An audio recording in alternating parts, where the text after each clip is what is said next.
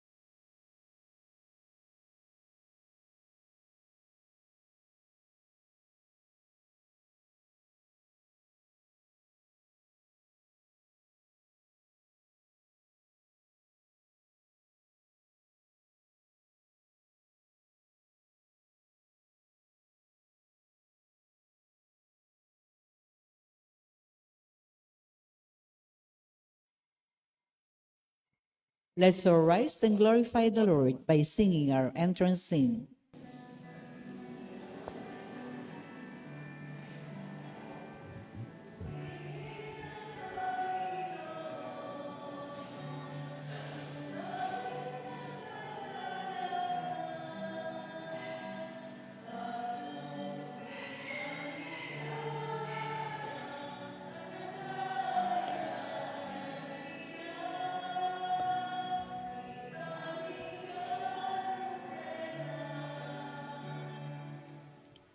In the name of the Father, the Son, the Holy Spirit. Amen. Amen.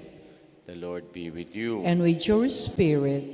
Kini pong aldong ngayti, ang pagselebran tayo, ikapiesta ng San Pedro Calungsod, betong ya pong Pilipinong Martyr, at ya dinawon ng Vienna, king pamagmisyona karing Tomhon, Guam. At dinepensane, ing kayang paring abayan, San Diego, San Vitores, at kanita iya me saksakya kay meto nga sundang.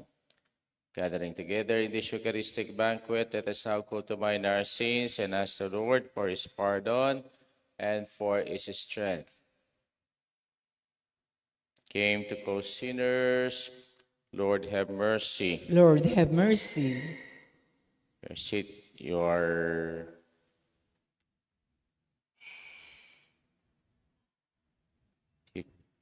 You are sent to heal the contrite heart.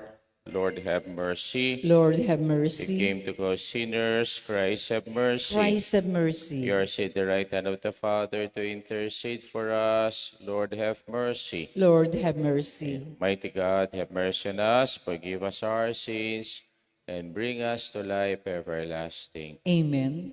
Ligaya King Diyos, ligaya King Diyos, ligaya King Diyos, King mata sa banwa. Ligaya King Diyos, ligaya King Diyos, ligaya King Diyos, King mata sa banwa.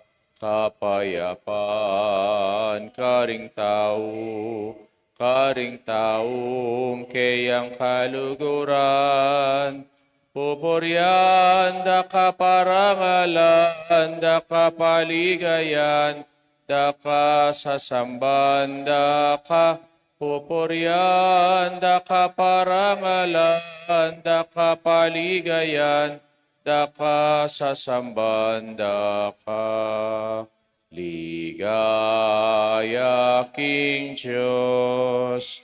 Ligaya King Diyos, ligaya King Diyos, King mata sa banwa. Ligaya King Diyos, ligaya King Diyos, ligaya King Diyos, King mata sa banwa. Let us pray. Grant, we pray, Almighty God, that we may follow with due devotion the faith of Saint Pedro Calungsod, who for spreading the faith merited the crown of martyrdom, through our Lord Jesus Christ, your Son, who lives and reigns with you in the unity of the Holy Spirit, one God, forever and ever. Amen. Amen.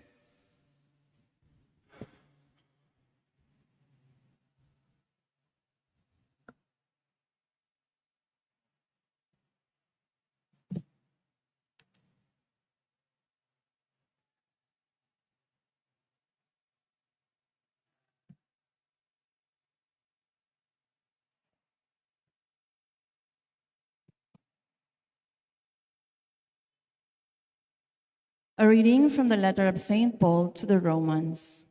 Brothers and sisters, Through the man, sin entered the world, and through sin, death. And thus, death came to all men, inasmuch as all sinned. If by that one person's transgression the many died, how much more did the grace of God and the gracious gift of the one man, Jesus Christ, overflow for the many? For if by the transgression of man death came to reign through that one, how much more will those who receive the abundance of grace and the gift of justification come to reign in life through the one Jesus Christ? In conclusion, just as through one transgression condemnation came upon all, so through one righteous act acquittal and life came to all. For just as through the disobedience of one man the many were made sinners, so through the obedience of the one the many will be made righteous. Where sin increased, grace overflowed all the more, so that as sin reigned in death, grace also might reign through justification for eternal life through Jesus Christ our Lord. The word of the Lord. Thanks be to God. Responsorial Psalm, let our response be, Here I am, Lord, I come to you. Here I am, come Lord. to do your will. I come to do your will. Sacrifice or oblation you wish not, but ears open to obedience you gave me. Burnt offerings or sin offerings you sought not. Then said I, Behold, I come. Here I am, Lord. I come to do your will. In the written scroll it is prescribed for me to do your will, O my God, is my delight, and your law is within my heart. Here I am, Lord. I come to do your will. I announced your justice in the vast assembly. I did not restrain my lips, as you, O Lord, know. Here I am, Lord. I come to do your will. May all who seek you exalt and be glad in you. And may those who love your salvation say ever, The Lord be glorified. Here I am, Lord. I come to do your will. Let's arise and glorify the Lord.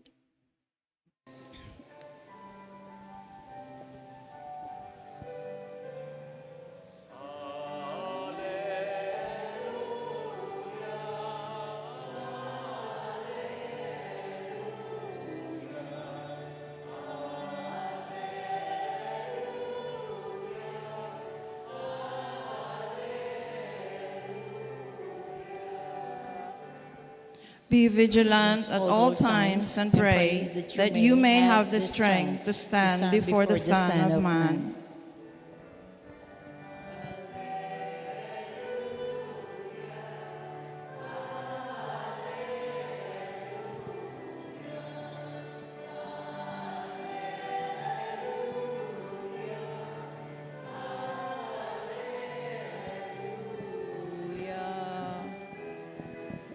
The Lord be with you. And with your spirit.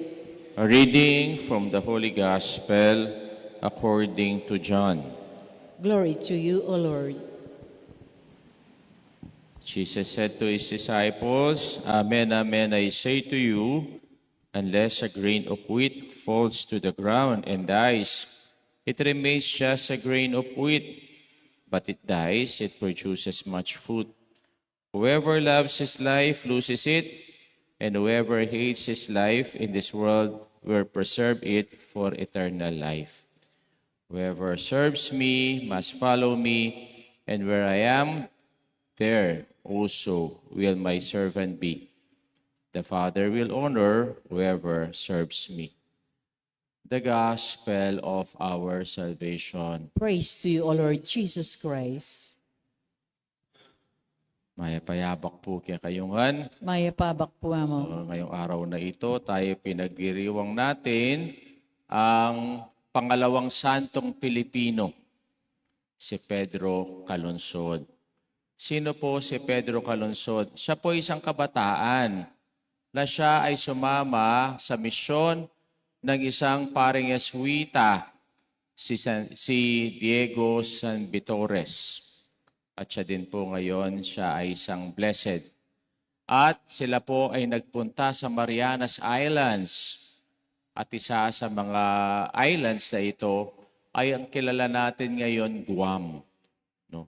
At sila po ay nagmisyon doon, nangaral sila doon, at siya po ay isang katikista. Bata-bata pa niya, around 16 years old. At gusto na niyang magmisyon at gusto na niyang ipangaral ang mabuting balita ng Panginoon. Nung una, very successful po yung kanilang misyon dahil tinanggap sila ng tao at tinanggap din sila ng mga netibo na nandun at tinanggap din nila ang kanilang pananampalataya. At sila po ay nakapag-converte ng maraming tao at sila'y nagbinyag.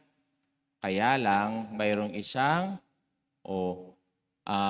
nainggit sa ginagawa nila at siniraan sila.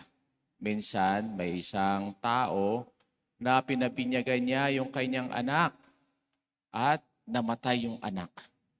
At mula noon nawala ng pananampalataya ang mga tao sa kanila hanggang nilabanan na sila.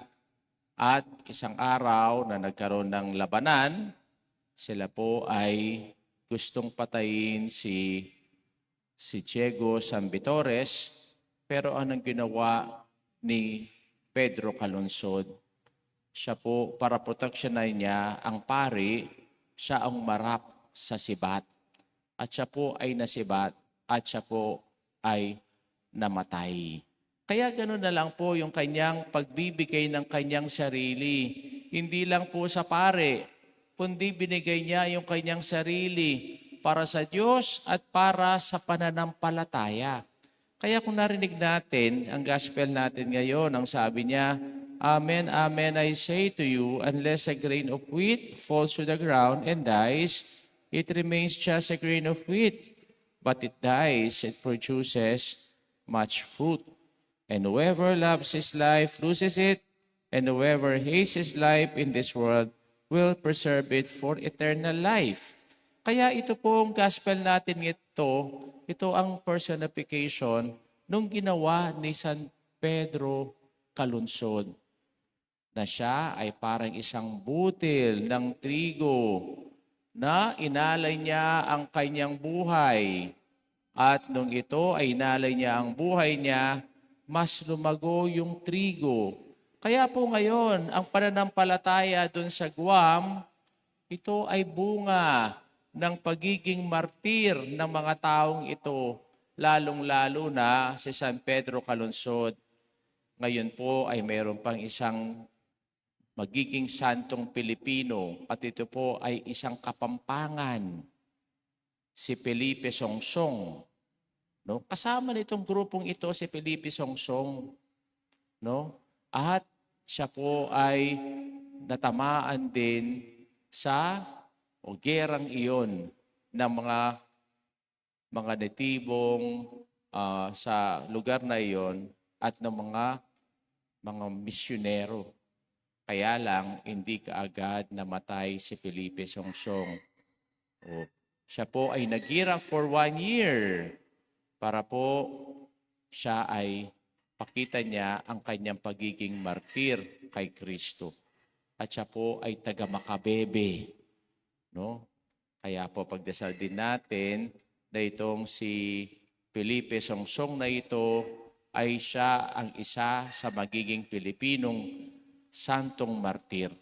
Tayo din, paano ba tayo magiging martir sa buhay natin? Hindi naman natin kailangan pumunta sa ibang lugar para ihalay natin ang ating sarili para sa ating panampalataya. Kundi sa araw-araw nating pamumuhay, kung paano natin ipakita yung ating pagiging Kristiyano, pagiging mabuting Kristiyano, pagiging mabuting tao. Ito ay isang paraan para din tayo ay halay ang ating sarili sa Diyos. Kaya ang sabi niya dito sa gospel natin, whoever serves me must follow me. And where I am, there also will my servant be. The Father will honor whoever serves me. Kaya sa pagsisilbi natin sa Panginoon, o bilang isang nagsisilbi sa simbahan natin, nagsisilbi sa mismong pamilya natin, nagsisilbi sa mismong komunidad natin, na pinapakita natin na tayo isang Kristiyano, tayo din ay magiging martir. Magiging santo din tayo kamukha ni San Pedro Calungsod. Sana ang buhay ni San Pedro Calungsod bilang isang kabataan, especially mga kabataan natin dito, no, ay maging mabuting halimbawa ng pananampalataya sa pagseserbisyo at paghahalay ng buhay nila para sa ating Panginoon. At sila ay magiging hindi lang martir na pumunta sa ibang lugar, kundi maging martir sa pagiging mabuting halimbawa ng isang Kristiyano.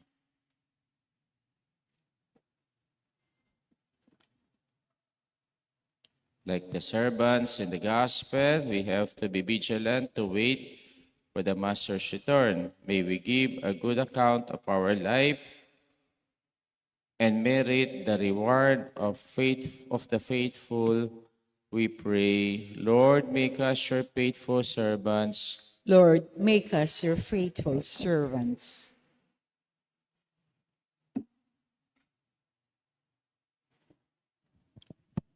May the shepherds of the church tend to the flock of God, not lording it over those assigned to them, but by being examples to the flock, we pray. Lord, make us your faithful servants. In life, we may stay awake, fulfilling our responsibility to our family and loved ones, our community and larger society, and not fall asleep in self-indulgence, we pray. Lord, make us your faithful servants. May pandemics and other natural calamities remind people that life is fragile and uncertain, that death may come any moment to a person who must render an account to the Creator, we pray. Lord, make us your faithful servants. May we have our lamps and oil ready for the Lord's coming by living a life of responsibility, goodness, and loving service, we pray. Lord, make us your faithful servants. May the faithful and vigilant servants who have departed from this life receive the reward in heaven, reclining at the table of the Lord, we pray. Lord, make us your faithful servants.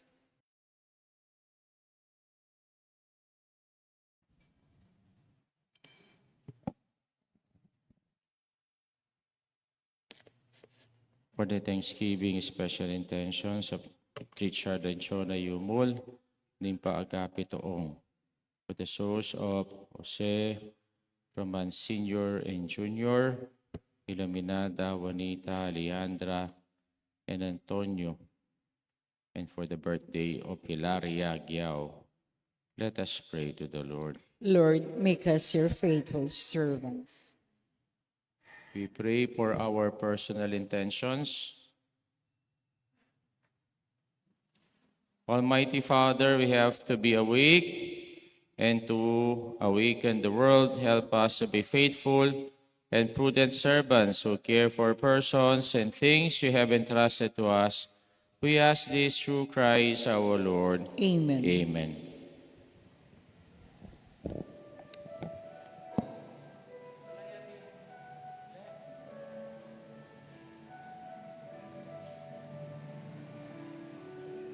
Blessed are you, Lord God of all creation. To goodness we have this bread to offer, which your hand has made for us, our bread of life. Blessed be God forever.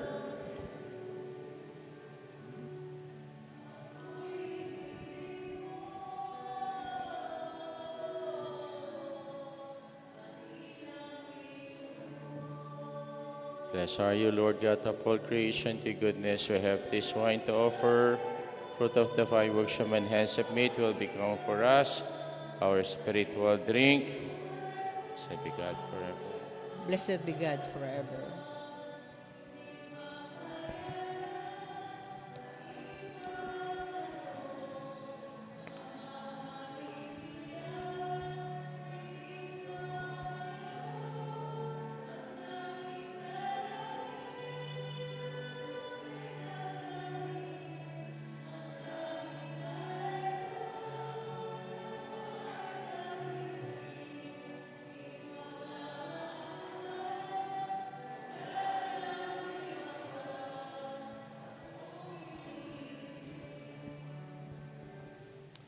Pray, my brothers and sisters, that my sacrifice and yours may be acceptable to God, the Almighty Father. May the Lord accept the sacrifice at your hands for the praise and glory of his name, for our good and the good of all his holy church.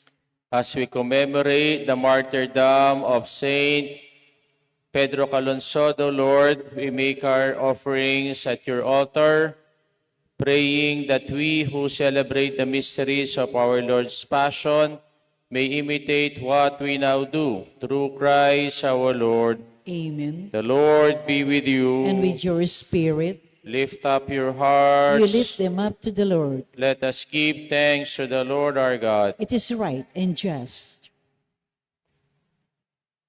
It is truly right and just, our duty and our salvation, always and everywhere, to give you thanks, Lord, Holy Father, Almighty and Eternal God. For you are glorified when our Lord, when your saints are praised, their very suffering are but wonders of your might. In your mercy, you give ardor to their faith, to their endurance, you grant firm resolve, and in their struggle, the victory is yours. Through Christ our Lord. Therefore, all creatures of heaven and earth sing a new song in adoration, and we, with all the host of angels, cry out, and without end we acclaim. Holy, holy, holy Lord God of hosts, heaven and earth are full of your glory. Hosanna in the highest. Blessed is he who comes in the name of the Lord. Hosanna in the highest. Hosanna in the highest. You are indeed holy, O Lord, the fount of all holiness. Make holy, therefore, these gifts, we pray, by sending down your Spirit upon them like the dewfall, so that they may become for us the body and blood of our Lord Jesus Christ. At the time he was betrayed and entered willingly into his passion, he took bread, giving thanks, broke it, gave it to his disciples, saying, "Take this, all of you, and eat of it, for this is my body, which will be given up for you."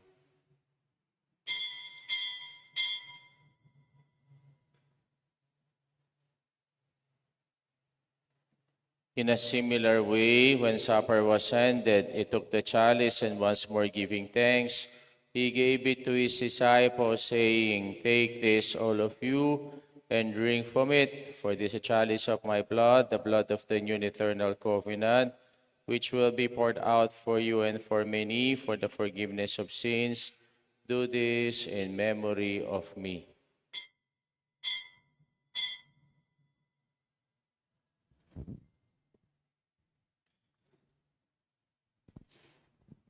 The mystery of faith. When we eat this bread and drink this cup, we proclaim your death, O Lord, until you come again. Therefore, as we celebrate the memorial of his death and resurrection, we offer you, Lord, the bread of life and the chalice of salvation, giving thanks that you have held us worthy to be in your presence and minister to you. Humbly we pray that partaking of the body and blood of Christ, we may be gathered into one by the Holy Spirit. Remember, Lord, your church is spread throughout the world, and bring her to the fullness of charity, together with Leo, our Pope, Laurentino, our Bishop, and all the clergy. Remember also our brothers and sisters who have fallen asleep in the hope of the resurrection, and all who have died in your mercy.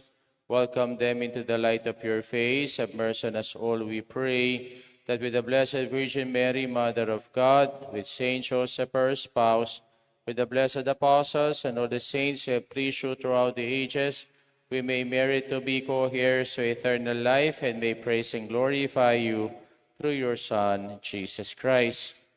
Through him, with him, and in him, O God, Almighty Father, in the unity of the Holy Spirit, all glory and honor is yours forever and ever. Amen. Amen. Amen.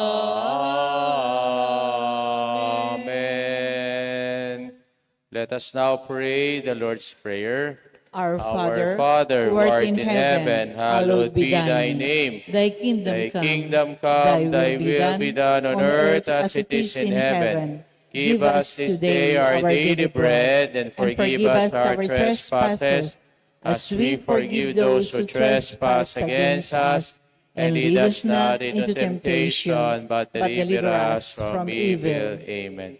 Deliver us, Lord, we pray, from every evil. Graciously grant peace in our days, that by the help of your mercy we may be always free from sin and safe from all distress, as we await the blessed hope and the coming of our Savior, Jesus Christ. For the kingdom, the power, and the glory are yours now and Lord Jesus forever. Christ, who said to your apostles, peace I leave you and my peace I give you, look not on our sins, but on the faith of your church, and graciously grant her peace and unity in accordance with your will, who live and reign forever and ever. Amen. The peace of the Lord be with you always. And with your Let spirit. us now offer each other the sign of peace. Kapayapan po kay kayungan.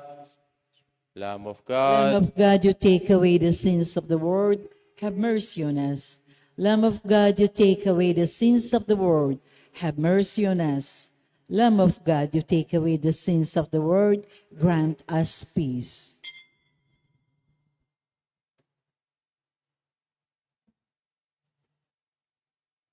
Behold the Lamb of God. Behold him who takes away the sins of the world. Blessed are those who go to the supper of the Lamb. Lord, I'm not worthy that you should enter under my roof, but only say the word, and my soul shall be healed. With the body and blood of our Lord Jesus Christ, keep us safe for eternal life. Amen.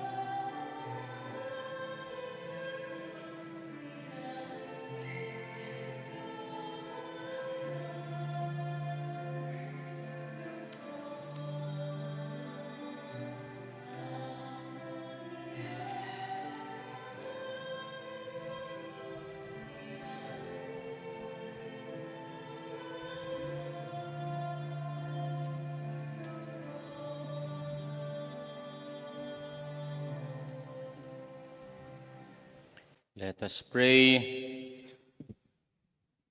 As we celebrate the heavenly banquet, we beseech you, Lord, that in following such a great example of faith, we may be encouraged by the remembrance of Saint Pedro Calungsod and led by his gracious intercession through Christ our Lord. Amen. The Lord be with you. And with your The spirit. mighty God bless you all, the Father, the Son, and the Holy Spirit. Amen. Our Mass been offered. Let us go in peace and to love and to serve the Lord. Thanks be to Thanks God. be to God. Good morning po. Good kayo. morning.